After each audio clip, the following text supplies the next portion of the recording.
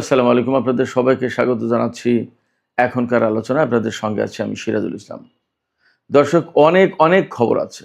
মার্কিন president Donald Trump বলেছেন ৪৮ ঘন্টার ভেতরে যদি ইরান হরমুজ প্রণালী খুলে দেওয়ার ব্যাপারে চুক্তি না করে তাহলে ইরানের উপরে ভয়াবহ হামলা চালানো হবে।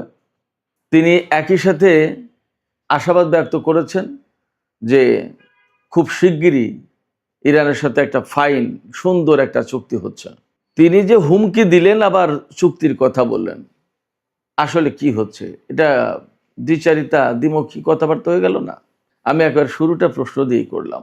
এপাশে একটি সূত্র থেকে জানলাম ইরান হরমুজ প্রণালী খুলে দেওয়ার ব্যাপারে নতুন করে শর্ত আরোপ করেছে। সেই শর্ত পূরণ হলে তবেই ইরান হরমুজ প্রণালী খুলবে। কিন্তু আলোচনাটা হচ্ছে কার সাথে? ইরান তো বলছে আমেরিকার সাথে তাদের কোনো আলোচনা হচ্ছে না। তাহলে আলোচনাটা হচ্ছে কার সাথে? সে এক দারুণ প্রশ্ন। এদিকে লোহিত সাগরে ভারতের একটি তেলবাহী জাহাজে হামলা চালিয়েছে ইয়েমেনের হুথি যোদ্ধারা এবং জাহাজটি ডুবেই গেছে।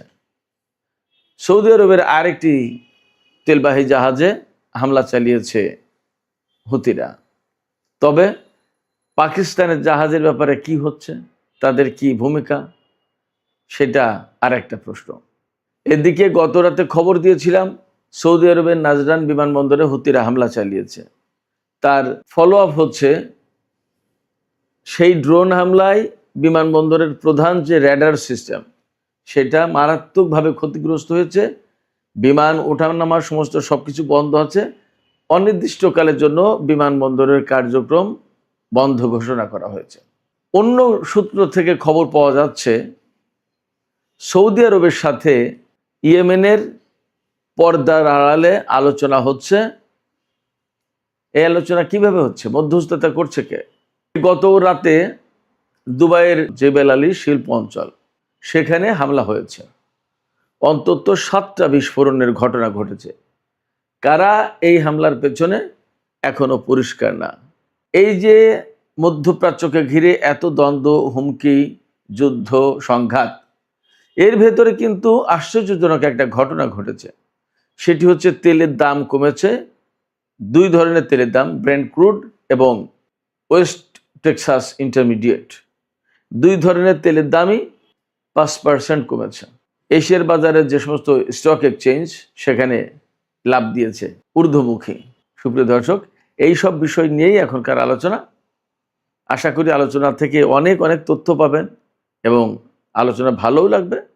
শেষ পর্যন্ত সঙ্গে থাকুন এবং লাইক, কমেন্ট, শেয়ার করে আমাদের চ্যানেলটিকে এগিয়ে যাওয়ার জন্য আপনারা সবাই পাশেই থাকুন।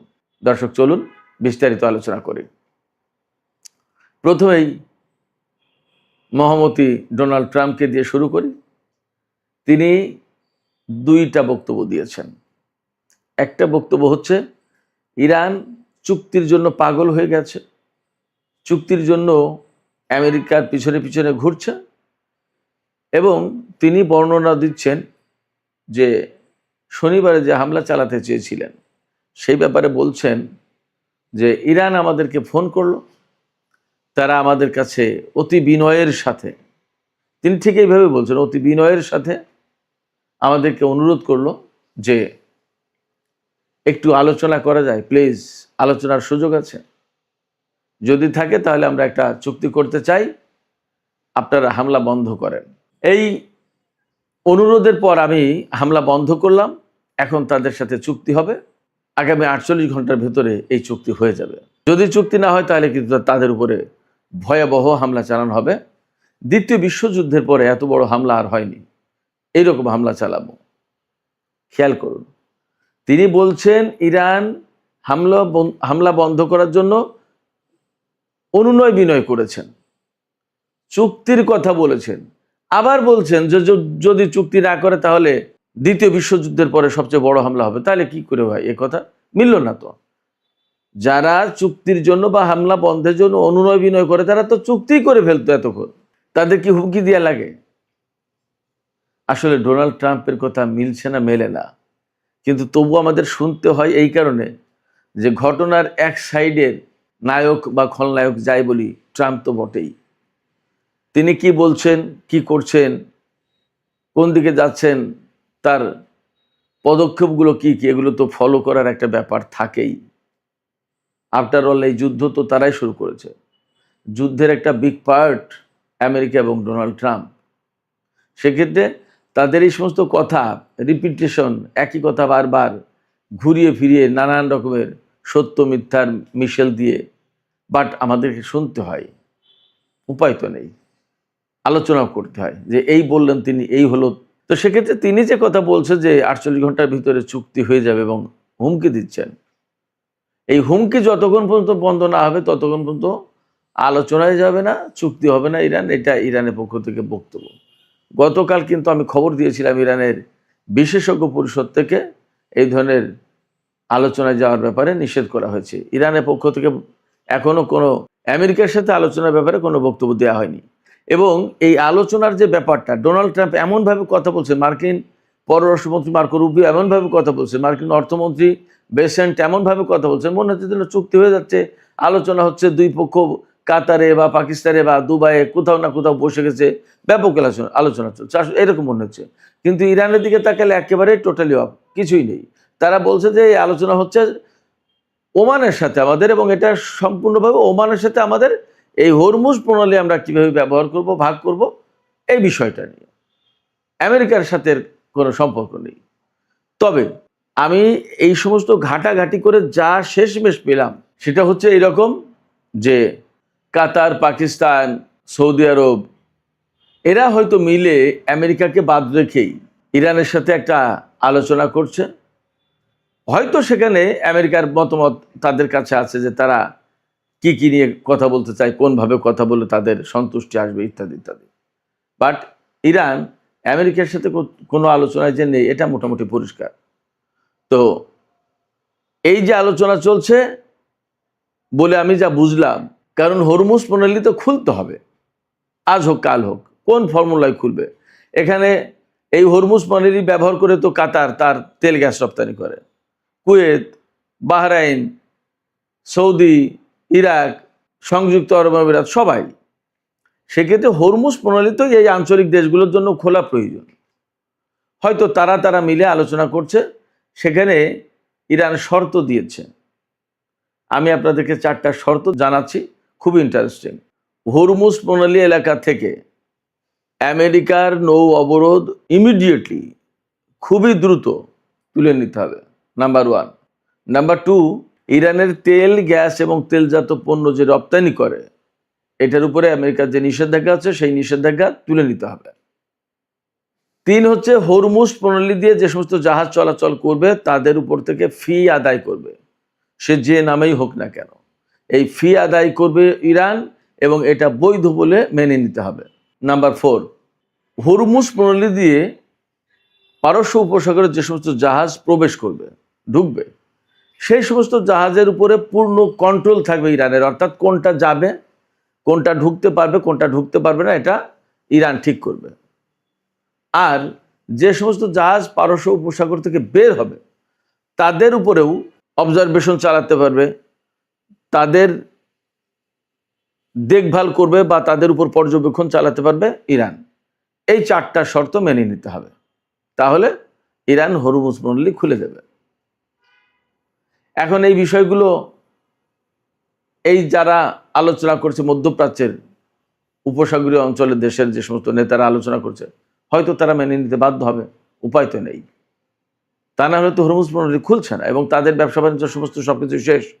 গতকাল বলেছিলাম আরামকোর সিও তিনি জানিয়েছেন কি, যে এই যুদ্ধ শুরুর পর থেকে পর্যন্ত, অর্থাৎ হরমুজ প্রণালী বন্ধের পর থেকে পর্যন্ত 260 কোটি ব্যারেল তেল আন্তর্জাতিক বাজারে যেতে পারেনি।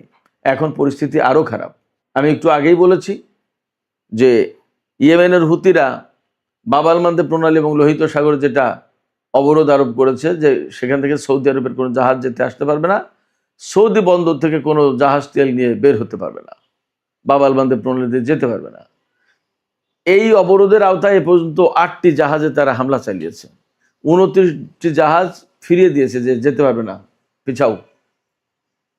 আর গতকালকেই সৌদি আরবের একটি তেল ট্যাঙ্কারে হামলা চালিয়েছে এবং ভারতের একটি তেল ট্যাঙ্কারে হামলা চালিয়েছে। ভারতের তেল ট্যাঙ্কারে হামলার পর সেখান থেকে 13 জন নাবিককে উদ্ধার করেছে, বাট তেল ট্যাঙ্কারটা ডুবে গেছে। পরিস্থিতি কিন্তু ভালো না। এতদিন হরমুজ ছিল, এখন হরমুজের পাশাপাশি বাব আল মানদেব প্রণালী, লোহিত সাগর, এই সংকটে। সেক্ষেত্রে তেলের বাজার, বিশ্ব অর্থনীতি হবে কি? খুলতে হবে, না খুললে তো উপায় নেই। এবং এটা যে আমেরিকার শক্তি প্রয়োগের মাধ্যমে সামরিক উপায়ে খুলবে সেটা সম্ভব না, দুটো কারণে। যদি তারা পারতো এতদিন খুলে ফেলতো, তারা পারেনি বলেই খুলতে পারেনি। সেই সামরিক সক্ষমতা আমেরিকার এখন নেই। আর দুই হচ্ছে যে যুদ্ধ শুরু করলে হরমুজ প্রণালীতে এটা তো নিরাপদ হবে না কোনোদিন, চলতেই থাকবে যুদ্ধ। কতদিন? আপনি যতক্ষণ পর্যন্ত ইরানকে সারেন্ডার করাতে না পারবেন ততদিন পর্যন্ত যুদ্ধ চলবে। ইরানকে সারেন্ডার করানো কি খুব সহজ কথা? মোটেই না। ফলে ইরান এখানে বিশেষ একটা সুবিধাপ্রাপ্ত দেশ হিসেবে পরিগণিত হচ্ছে, তাতে কোনো সন্দেহ নেই। এই জায়গা থেকে হরমুজ প্রণালী যদি খুলতেই হয় তাহলে ইরানের সাথে সমঝোতায় আসতে হবে। ওই যে হুমকি দেওয়ার ভাষা, যে না খুললে এত হামলা চালাবো, অমুক করবো, তমুক করবো, এই সমস্তগুলো দিলে কাজ হবে না। ইরান বলেই দিয়েছে কোনো হুমকি ধমকিতে ইরান হরমুজ প্রণালী খুলবে না। পাশাপাশি গতকাল যে ইরানের বিশেষজ্ঞ পরিষদ থেকে বলা হলো যে এটা নিয়ে কোনো আলোচনা হবে না, এটা কিন্তু অনেক বড় ব্যাপার। সেক্ষেত্রে আমেরিকার সাথে যদি চুক্তি না হয়, এই অঞ্চলের দেশগুলোর সাথে যদি ইরানের চুক্তি হয় এবং এই অঞ্চলের দেশগুলো যদি আমেরিকাকে বাধ্য করে যে ভাই তোমার অবরোধ সরাও, আমরা আর পারছি না, তাহলে সে কিন্তু বাধ্য সরাতে। এরই ভিতরে খবর পাওয়া যাচ্ছে নতুন করে সৌদি আরব তার ঘাঁটি এবং মাটি ব্যবহার করতে দিতে চায়নি আমেরিকাকে। সেদিনের যে হামলা, সেই হামলায় তো প্রধানত সৌদি যুবরাজ মোহাম্মদ বিন সালমান ডোনাল্ড ট্রাম্পকে ফোন করে ঠেকিয়েছে যে এই হামলা করলে একদম সর্বনাশ হয়ে যাবে, খবরদার। আবার ইয়েমেনিদের সাথে পর্দার আড়ালে সৌদি আরব আলোচনা করছে তাদের জ্বালানি এবং সহায় সম্পত্তির উপর যাতে ইয়েমেন হামলা না করে। তো যখন এই আলোচনা ম্যাচিউর হবে তখন ইয়েমেন বলবে না যে তোমার জ্বালানি, তোমার সম্পদ আমি নিরাপদ করবো আর তুমি আমার উপরে অবরোধ দিয়ে রাখবে। এটা তো হতে পারে না। সেক্ষেত্রে আমার উপর থেকে অবরোধ তোলো, আমার বিরুদ্ধে যুদ্ধ তুমি বন্ধ করো, শান্তিতে থাকি, তা না হলে তোমার বিরুদ্ধে আমার হামলা চলবে। এই আলোচনা চলছে ওমানের মাধ্যমে। ওমানের মধ্যস্থতায় সৌদি আরব এবং ইয়েমেনের ভেতরে পর্দার আড়ালে একটা আলোচনা চলছে। আমি আপনাদেরকে আরেকটা কথা বলতে চেয়েছিলাম, ইন্টারেস্টিং। ইয়েমেনিরা যে লোহিত সাগরে অবরোধ আরোপ করেছে, বাব আল মানদেব প্রণালীতে জাহাজ যেতে দিচ্ছে না সৌদি তেল নিয়ে, এই ব্যাপারে পাকিস্তান এবং চীনের ব্যাপারে ইয়েমেনিরা কিন্তু ভিন্ন ঘোষণা দিয়েছে, ভিন্ন দৃষ্টিভঙ্গি তাদের। পাকিস্তানের জাহাজকে এবং চীনের জাহাজকে তারা যেতে দিয়েছে। এই পর্যন্ত যতদূর জানতে পারলাম, সৌদি আরব থেকে তেল নিয়ে চীনের 21টি জাহাজ বাব আল মানদেব প্রণালী পার হয়েছে, যতদূর মনে পড়ছে, যতদূর জানতে পারলাম। এবং পাকিস্তানেরও একটা দুটো জাহাজ পার হয়েছে, এদের সাথে এক ধরনের সমঝোতা হয়েছে। বাট মোটা দাগে সৌদি আরবের কোনো তেল এবং সৌদি আরবের কোনো জাহাজ ইয়েমেনিদের সম্মতি ছাড়া বের হতে পারছে না, বের হতে পারবে না। এদিকে গত রাতে দুবাইয়ের জেবেল আলী বন্দর এবং জেবেল আলী শিল্পাঞ্চল, এই শিল্পাঞ্চল, এখানে সারা বিশ্বের খুব নামি দামি বড় বড় বহু কোম্পানির অফিস আছে, কারখানা আছে। এখানে হামলা হয়েছে, অন্তত সাতটি বিস্ফোরণ হয়েছে। এই বিস্ফোরণ এবং এই হামলা কারা করেছে এটা পরিষ্কার না, তবে ধারণা করা হচ্ছে বা অনেকেই সন্দেহ করছে যে ইয়েমেনের হুতিরা করে থাকতে পারে। এই হামলার অর্থাৎ বিস্ফোরণের পর কালো ধোঁয়ায় ছেয়ে যায়, ধোঁয়া এবং আগুনের কুণ্ডলি উঠতে দেখা যায়। এই বিষয়টা ভিডিও করার জন্য চেষ্টা করেছিল দুইজন ব্যক্তি, হয়তো কেউ কেউ আরও বেশি, বাট দুইজনকে আটক করা হয়েছে।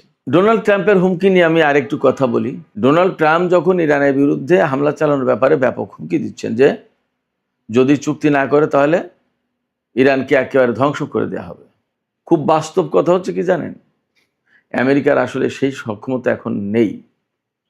গত রাতে আমরা একটা খবর দিয়েছিলাম, আমেরিকার কাছ থেকে তাদের দূরপাল্লার খুব গুরুত্বপূর্ণ দুটি ক্ষেপণাস্ত্র, আর্মি ট্যাকটিক্যাল মিসাইল এবং প্রিসিশন স্ট্রাইক মিসাইল, এই দুটো মিসাইল ব্যাপক মাত্রায় কমে গেছে।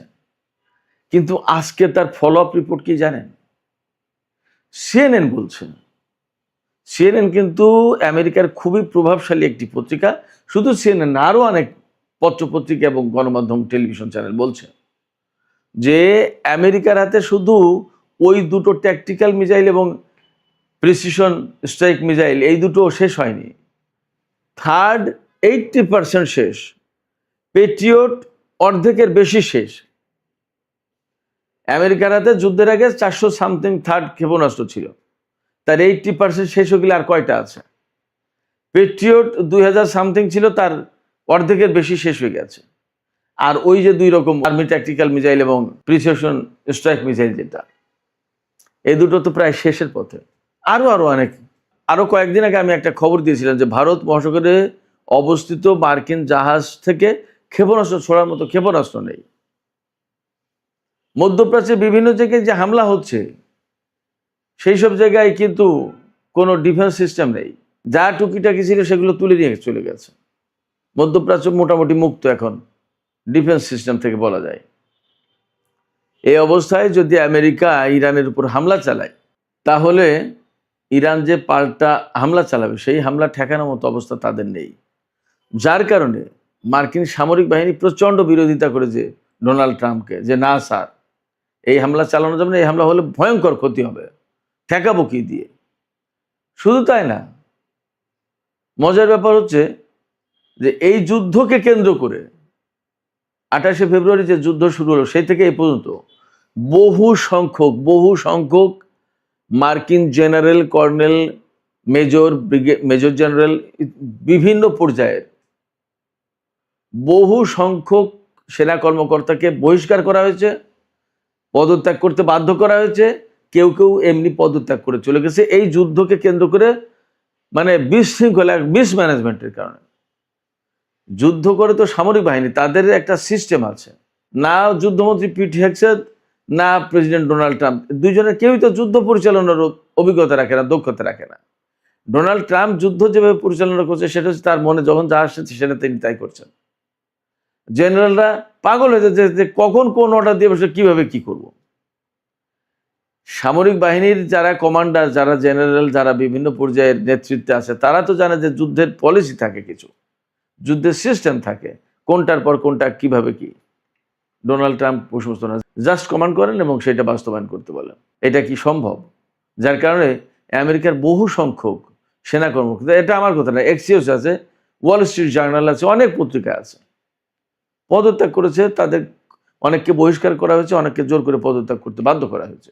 এবং পিট হেগসেথের বক্তব্য হচ্ছে যে নতুন সময়ের, নতুন নিয়মের, নতুন পলিসির, নতুন ডক্ট্রিনের যুদ্ধ, এর সাথে খাপ খাওয়াতে পারে এরকম তরুণ বা নতুন সেনা কর্মকর্তাদেরকে আমরা দায়িত্বে আনছি। যারা আসলে ডোনাল্ড ট্রাম্পের সাথে, পিট হেগসেথের সাথে অ্যাডজাস্ট করতে পারছে না, তারা চলে যাচ্ছে এবং তাদেরকে বিদায় দেওয়া হচ্ছে। মানে দাঁড়াচ্ছে যে মার্কিন সামরিক বাহিনীতে স্বাভাবিক অবস্থা নেই। এই যুদ্ধকে কেন্দ্র করে মারাত্মক একটা বিশৃঙ্খল অবস্থায় পড়েছে মার্কিন সামরিক বাহিনী। সুপ্রিয় দর্শক, আলোচনা শেষ করব, তবে যাবার আগে তেলের বাজার, স্টক মার্কেট সম্পর্কে একটু খবর দিই। এই যে যুদ্ধ পরিস্থিতি, এই যে হুমকি পাল্টা হুমকি, হরমুজ এবং লোহিত সাগর আটকানো, এরপরেও তেলের দাম আন্তর্জাতিক বাজারে 5% কমেছে। কারণ কি জানেন? কমেছে কারণ ডোনাল্ড ট্রাম্প ঘোষণা দিয়েছেন ইরানের সাথে খুব দ্রুত একটা চুক্তি হয়ে যাচ্ছে এবং হামলা তিনি বন্ধ করেছেন। ব্রেন্ট ক্রুডের দাম 5% কমে এখন প্রতি ব্যারেল $80 বিক্রি হচ্ছে। আর ওয়েস্ট টেক্সাস ইন্টারমিডিয়েট $76 বিক্রি হচ্ছে। এছাড়া এশিয়ার মার্কেটগুলোতে, আমেরিকার মার্কেটেও, স্টক মার্কেটে ব্যাপক জাম্পিং হয়েছে, ঊর্ধ্বমুখী, সূচক ঊর্ধ্বমুখী, দাম বেড়েছে। আশায় একটাই যে ইরানের সাথে আমেরিকার একটা চুক্তি হলে সব সংকট কেটে যাবে এবং পরিস্থিতি ভালো হবে, স্বাভাবিক হবে। অতএব এই আশায় সবাই আবার লেনদেন শুরু করেছে খুব ভালোভাবে। কিন্তু এটা আসলে কতটুকু থাকে সেটা দেখার ব্যাপার। সুপ্রিয় দর্শক, এখনকার আলোচনা এখানে শেষ করতে চাইছি।